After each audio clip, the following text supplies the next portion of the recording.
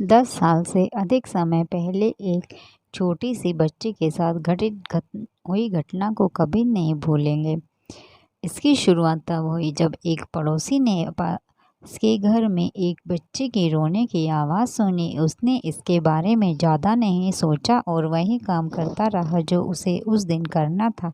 लेकिन अगले दिन बच्चा रोता रहा। जिस घर से रोने की आवाज़ आ रही थी उस घर में किसी भी पड़ोसी ने किसी को नहीं देखा और रोशनी कभी नहीं जलती थी, यहाँ तक कि शाम को भी नहीं। लेकिन जब काफ़ी लंबे समय तक आवाज़ आती रही तब पड़ोसियों को चिंता होने लगी और उन्होंने पुलिस को बुला लिया। वे आए और जब घर में दाखिल हुए तो वह अंदर से बिल्कुल खाली था। जो लोग वहाँ रहते थे वो सब कुछ लेकर गायब हो गए थे। एकमात्र चीज़ जो वो अपने पीछे छोड़ गए थे वह उनकी बच्ची, 1 साल की बच्ची गंदे फर्श पर पाई गई और यह स्पष्ट था कि वह कई दिनों से वहाँ थी। जांच से पता चला कि लड़की का नाम लीज़ा था और उसके माता पिता कहीं चले गए थे। कोई उन्हें ढूंढ नहीं सका। लीज़ा को अस्पताल में ले जाया गया। वह वहाँ कुछ दिनों में ठीक हो गई। उसी अस्पताल में एक महिला इल्ना निका रहती थी जो अपने बीमार बेटे की देखभाल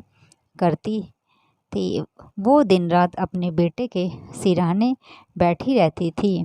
एक दिन उसने बगल के कमरे से चीख सुनी और देखने गई कि यह सब क्या है। उसने लीज़ा को देखा और उसकी मात्र प्रवृत्ति ने उसे उसकी रक्षा करने और उसकी देखभाल करने के लिए कहा। उस दिन से इन्ना रोज़ाना लीज़ा से मिलने जाती थी, उसके लिए कपड़े, खिलौने, खाना लाती थी। एक दिन इन्ना उस छोटी बच्ची से मिलने गई और देखा कि वह अपने अब अस्पताल के कमरे में नहीं थी। तब पता चला कि उसे एक अनाथालय में ले जाया गया है। वह उसे देखने के लिए अनाथालय भी गई, लेकिन फिर उसे यह स्पष्ट हो गया कि उसे लीज़ा को गोद लेना होगा। जब गोद लेने के दस्तावेज पूरे हो गए तब लीज़ा 2 साल की थी और अभी उसे चबाने में भी समस्या थी और वह सदमे में थी। वह तेज़ आवाज़ें बर्दाश्त नहीं कर पा रही थी।